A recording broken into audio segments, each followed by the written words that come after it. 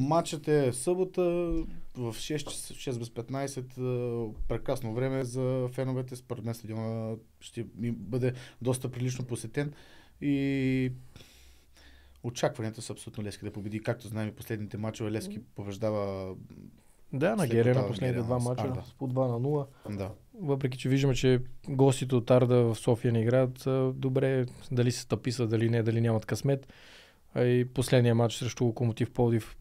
Много хубав матч, много хубава игра. И от двата отбора много малко шанса не ги покри.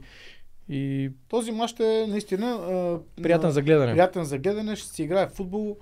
Стадиона на Левски в отлично състояние в момента, тревното покритие. Фенове, хубав стадион, хубаво време, прекрасни условия за игра. И се надяваме. И доколкото знаем от кухнята, Арда Кърджали нещо имат проблеми с старши треньора и мисля, че след този кръг могат да си го изпишат с огромна лекота. Нашата прогноза Левски, София, Арда Кърджали, твърда единица. Без бет на 1,60.